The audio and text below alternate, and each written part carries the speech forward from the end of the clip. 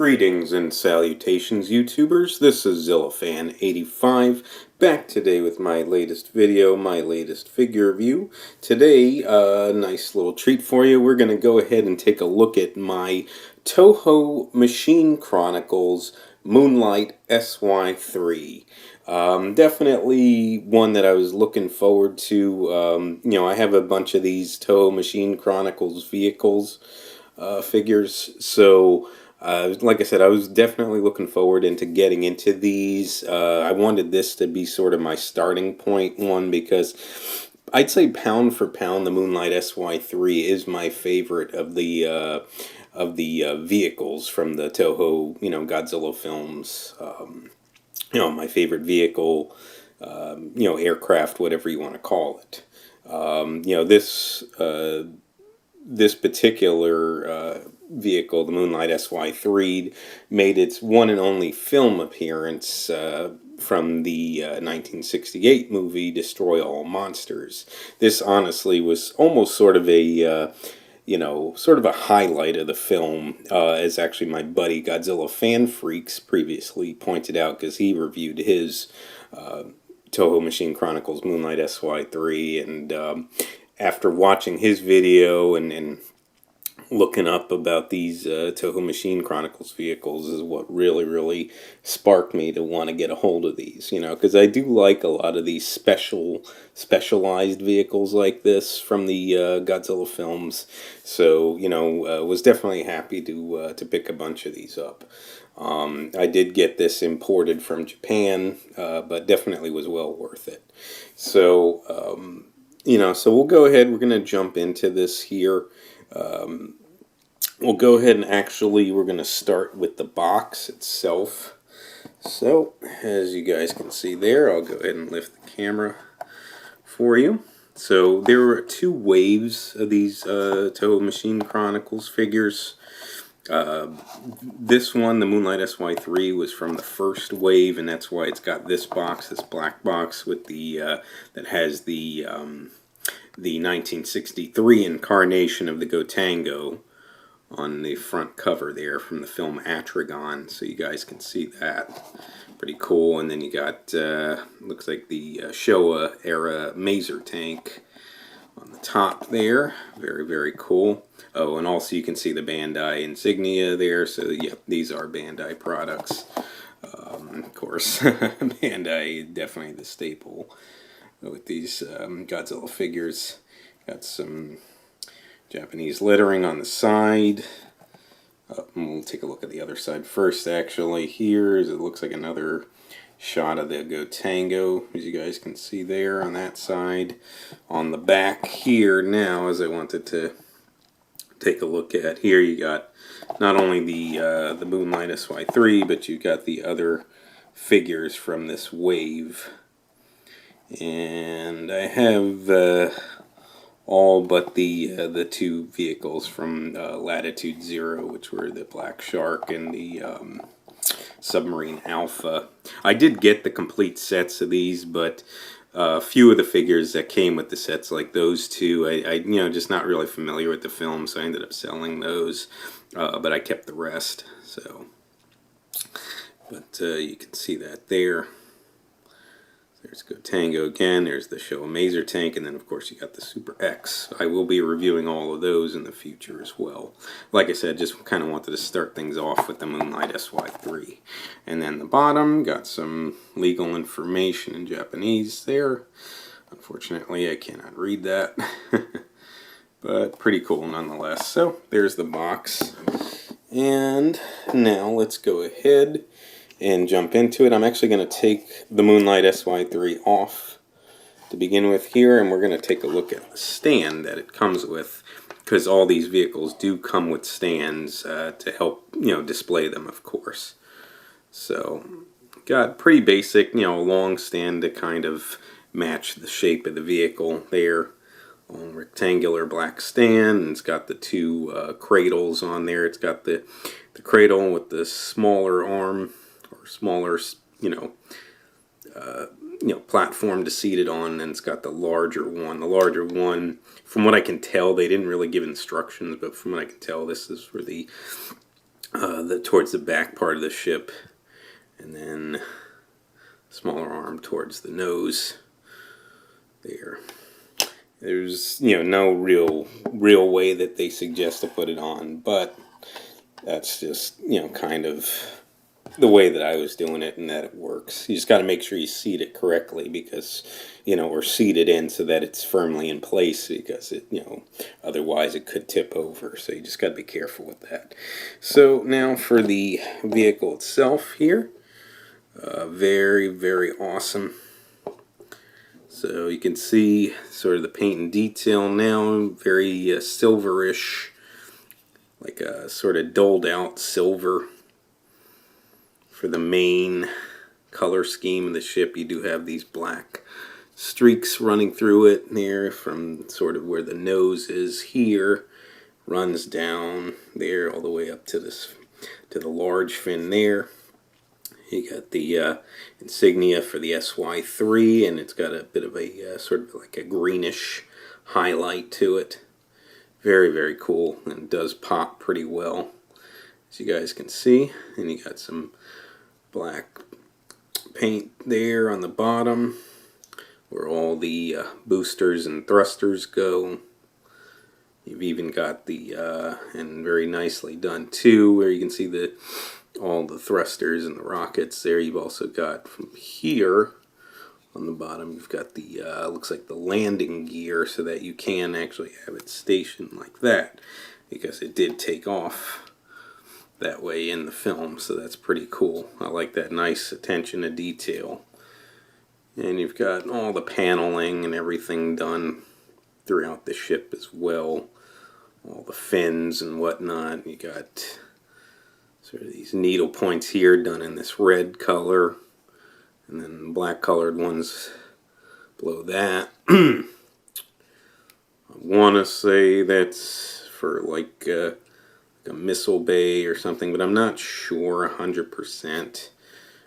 You do have the scope here on the bottom. You got the silver and then the black tip there. Looks very good. Again, the SY-3 on the side there. And got all nice detailing all around. Unfortunately, I'm not 100% sure on describing everything on the ship. But you definitely at least get the gist of it, at least by looking at it. You got the fin on the bottom here as well. Looks really good with the paneling there. Again, as it draws down into where the thrusters are. You got some red there on these panels here, and on the other side as well on the top part. So nice, pretty basic. Mainly, these silver for the main part of the ship, and then, like I said, you got some black strips running down, and some other parts done in black there, and of course you got your reds mixed in as well here, and you can see on these fins you got some reds on the top there. Very, very nice detail for the paneling. And again, the little bit of that green highlighting the SY-3 on the big fin here on top. Very, very cool. Very, very awesome there. And here's the nose part of the ship. And again, you got the wheel there. And the main bridge, I believe, right there. Very, very awesome. I really do love the Moonlight SY-3. Like I said, I think it's a fantastic ship. And as you can see, kind of just place it on the stand like so. See, right behind the larger cradle where that fin is there. You just got to make sure you seat it on there. And then the front part sits on there, so. And that's, from what I gather, that seems to be the best way to get it to seat correctly on the stand. So, excellent. But other than that, though, now just, actually there is some articulation. So we'll go ahead and take a quick little look-see. Actually have 4 points. So you've got these front small wings there that come out like so. See, they go seat in place there, and then you just pull them out like that. And then you got the larger wings, which also extend out there. So you can have the Moonlight SY-3 displayed like this as well. And definitely looks very, very awesome, I think. And if you seat it on the cradle, I'll just take a quick little look-see, so you can actually have it, where it's like that, where it's in more of that that battle-ready positioning with the wings out like that. So when he was taken on, because they did take on Rodan briefly, and then of course also the quote-unquote fire dragon. So for those of you who have seen the film, you know what I'm talking about there. But yep, very, very awesome though. Like I said, I absolutely love the Moonlight SY-3. It's my favorite of the Toho vehicles. Always was a big fan of it. And the name is really, really cool as well. So, again, very, very awesome.